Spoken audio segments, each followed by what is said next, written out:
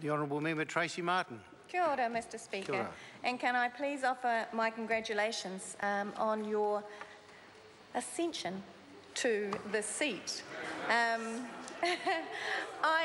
offer my congratulations to the Right Honourable David Carter, to Trevor Mallard and to returning Lindsay Tish. I hope that that nobody took it personally when New Zealand First nominated our very able colleague Ron Mark to that office.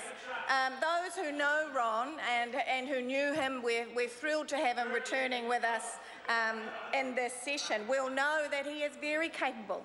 Should New Zealand First have been allowed to have some participation in discussion around those nominated. And that was the point New Zealand First was trying to make.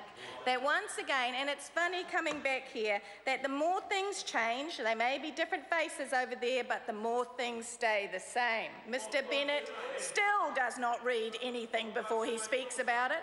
Mr. Sabin still continues to shout out no matter what anybody is saying, because Mr. Sabin has one role. Now Mr. Hanare is gone, now Toe is gone. Mr. Sabin's role is to be the shouter. Rightio. So we'll just put that to one side, New Zealand. That's something we know. This is how it works. They must have at least 2 or 3. But so the more things change, the more things stay the same. The National Party once again has come into this House, and rather than have discussion, let's talk about what the actual definition of the word consultation is, shall we? Because the National Party, please, the new National Party backbenchers, just absorb what that word actually means. So the Oxford Dictionary says to consult means to have discussions with someone, typically before undertaking a course of action. That is what consultation means. Now, we've had ministers who have not understood that word for the last 3 years. We've had a Minister of Arts, Culture and Heritage who haven't understood it. We've had a Minister of Education who hasn't understood it. The word consultation doesn't mean just put out what we're going to do and then say because we told you we consulted. So the more things change, the more they stay the same. And it's a little piece of advice to the backbenchers of the National Party there. If you don't want to be just fodder, every now and then stand up inside your caucus and challenge it. Every now and then at a select committee, don't just shrug your shoulders and say, oh, why not, because, you know, my whips told me to. Actually challenge it. Think about what it is. Think about what it is that you're voting on. Think about what it is and the direction that that piece of legislation you're voting on takes the country. Just once, give it a shot inside of 3 years. So when we had the speech from the throne this morning, we again had more of the same. What we got was really nice words, a lovely vision painted, almost, you know, what is it, colour by dots or something, or colour by numbers. And so that New Zealand would remain calm. Because that's what they want you to do, New Zealand. They want you to think that they won the election with a landslide. Now, New Zealand First is exceptionally pleased with our election result. Yes, I am, Ms. Deans. In 2008, Ms. Deans and her fellow colleagues thought New Zealand First was dead. They breathed a sigh of relief. They said, phew, thank goodness that those people who actually stand up for New Zealanders here are gone. Gone. They had 3 years without us, and boy did they miss us, Mr. Speaker, boy did they miss us. The first thing they said when we came back in 2011, the ushers and the security people and all the people that work here said, oh, thank goodness Winston's back. It's been so boring without him. Thank goodness he's back. And look at the team. But look at the team behind me. Look at the team we've brought with us. There is 11 of them. 11 of them, Ms. Deans. 11.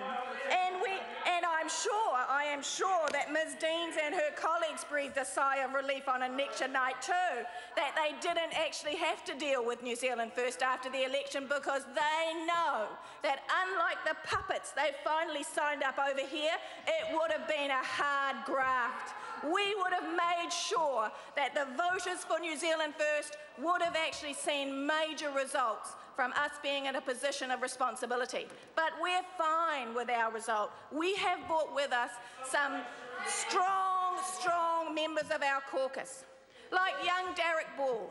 Derek Ball from Palmerston North, of Tongan and Kiribati descent, and for a person such as myself, sitting in Warkworth with one of the largest Kiribati communities in New Zealand, I am thrilled to have a member of the Kiribati community inside our caucus. A young man, a solo father, who will go on to the Social Services Select Committee and bring a perspective that has not been there before, to my knowledge. So I am thrilled that Derek Ball is here. Mahesh Bindra, a New Zealander of Indian descent, who has come through from Mount Roskill to represent his community and has worked hard for the New Zealand First Party for the last 6 years.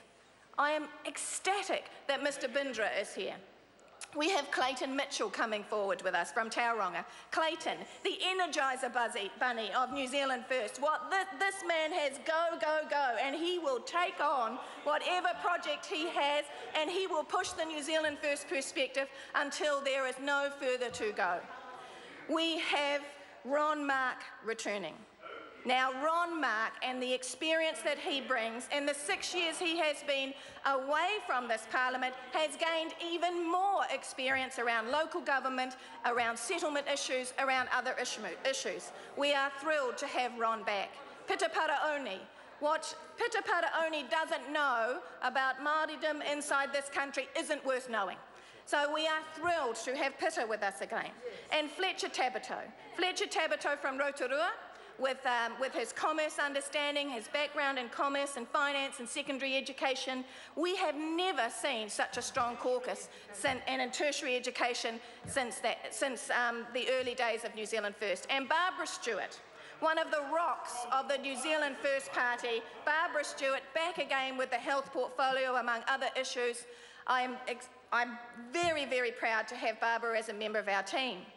I'm thrilled to be the spokesperson for education from the cradle to the grave once again, and I note that it was mentioned just slightly inside of the speech from the throne.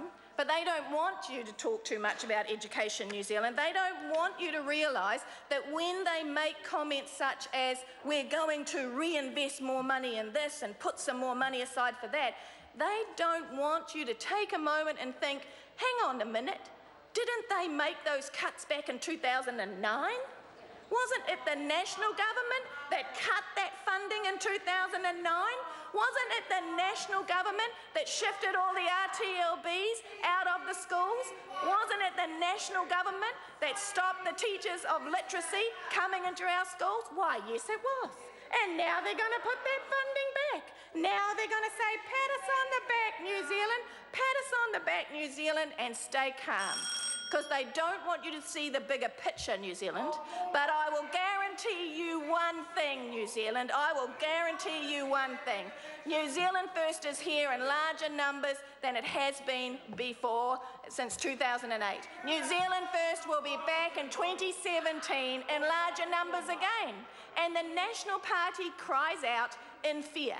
The National Party cries out in fear because they know that should and when New Zealand First be in a position holding the balance of responsibility in 2017, or perhaps even leading the opposition, then they will get no free ride under a New Zealand First Party, no free ride under this group, under this caucus. This caucus will hold them to account for the next 3 years. Kia ora.